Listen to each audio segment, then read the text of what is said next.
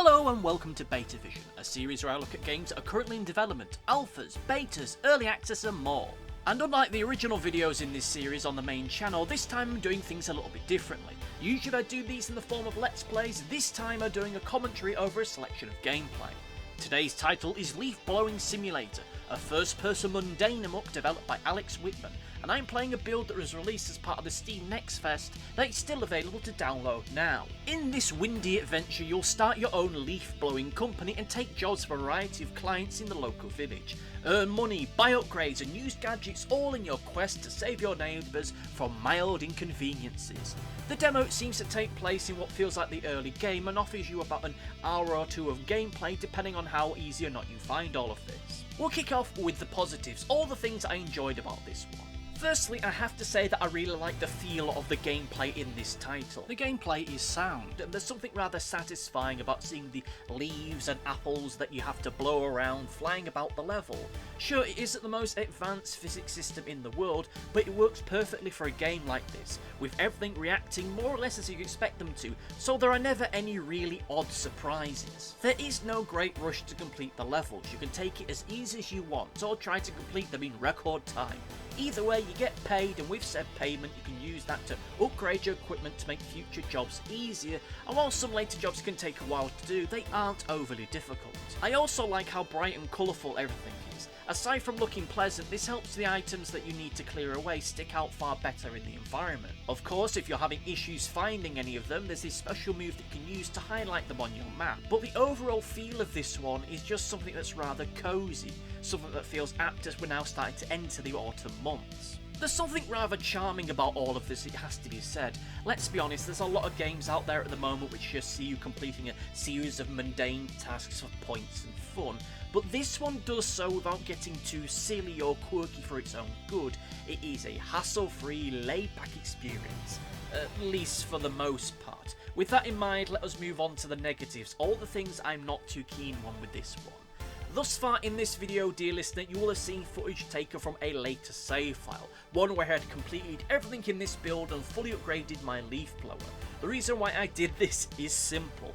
The starting leaf blower is painfully weak. When you first start playing this game, it can take ages to complete a level. Hell, in my first playthrough, it took me over an hour to complete the first level. Ironically, however, when I restarted my save file to get footage of the here and now, I ended up completing the opening level in only about 8 minutes. But to be fair, this is coming from someone who has spent over 5 hours playing this one for the preview, so bear that in mind. And to be fair, it might well have been buffed from when I first started playing this demo build, but as it stands, you have to spend a lot of time shepherding those leaves from one area of the map to the other just to try and make progress, and this can become incredibly time consuming in later levels. On a related note, even with my equipment fully upgraded, it can still take a very long time to complete a level, which from a certain point of view is kind of the point with games like this. The level's supposed to be time consuming, your starting equipment is supposed to be weak, so it gives you a chance to unwind, it gives you a series of repetitive tasks to focus on and to distress with, like all good mundane em-ups do. But even with that in mind, there comes a point where it just takes too long and starts to feel incredibly repetitive. And given how you can't save your progress mid-job, you really have to commit a lot of time to do some of these levels, which might be a bit too much for some people, with some of my levels taking nearly 2 hours or more to complete. Of course, upgrading your equipment can help prevent this, but even still, if you don't know your way around the levels and don't know how best to get the best use out of the equipment that you have, you're going to be in for a long journey. And finally, whilst I do enjoy the colour of the game, I can't help but feel that the game is made up of stock assets. Now, there isn't anything inherently wrong with that, so long as they are used well and these assets aren't being passed off as an original work. And in a situation like this, it feels like this is just done so the developer can focus on the mechanics of the game rather than creating some fully realised virtual world. It's understandable, gameplay is king after all, but there's this weird disconnect between what I'm doing and the world itself.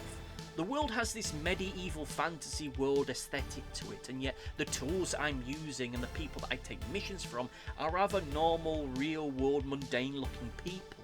And I can't help but feel that the developer needs to for want of a better phrase, pick a side here.